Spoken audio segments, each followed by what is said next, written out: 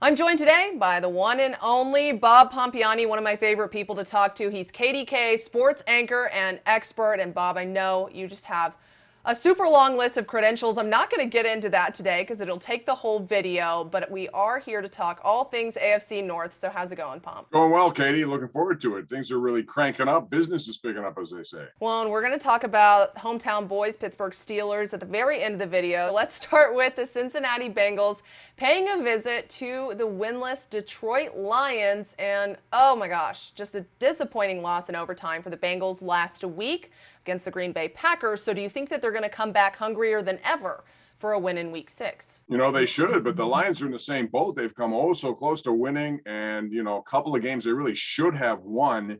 That, Tucker 66-yard field goal. And then what happened last week, it actually got to Dan Campbell, the head coach, who broke down in the media press conference afterwards. So both these teams really need a win. The Bengals should have beaten Green Bay. There were a lot of missed field goals in that game. So Cincinnati is the better team. So I would expect them to win, but sooner or later, the Lions are going to win a game at someone's expense. And up next, the 4-1 Los Angeles Chargers traveling cross country to meet the also 4-1 Baltimore Ravens. I love matchups like these ones because you know that it's going to be a show either way the game goes. But who do you think is going to keep their winning streak alive? This is the marquee matchup, especially after the Ravens won the way they did on Monday night, Katie. Just a brilliant performance by Lamar Jackson. Really one of the first times, like I say, a guy almost single-handedly carried the team to a win in that second half.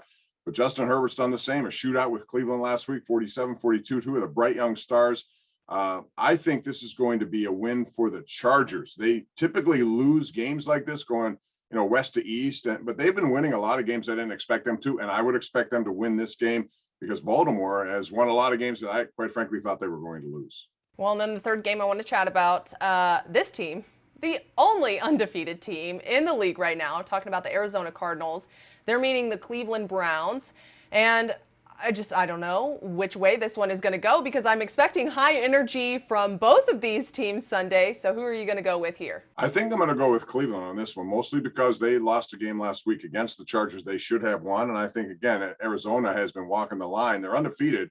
Sooner or later, that's going to end. And I think that Kyler Murray is going to be under a lot of pressure, and this defense in Cleveland is for real. The ground game of the Browns is also for real, so I think they'll control the time of possession and win at home against Arizona. Finally, the Seattle Seahawks going to be in your neck of the woods, meeting the Pittsburgh Steelers this weekend. Both these teams are 2-3 on the season right now, and they both have something to prove with this upcoming game. That being said, the man under center for Seattle, Russell Wilson, is out.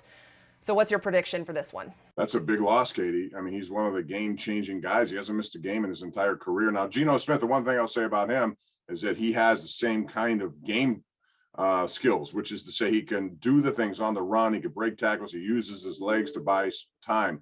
But this is going to be tough. The Steelers are playing at home. They want to get to 500. They have a bye week after this. It's going to be alumni weekend. They're bringing in all the Hall of Famers. They're going to get their rings. There's going to be plenty of emotion. And I think the Steelers are going to find this run game to be something they're going to lean on moving forward. Najee Harris is going to get another 100 yards. Pittsburgh wins. They get the 3-3 by the bye. All right, Pom, thanks so much for hanging out with me today. It's always a pleasure seeing you. Katie, same. Look forward to it anytime. All right, we'll see how these picks shake out in week 6 of the NFL season. I'm Katie Johnston for CBS Local Sports.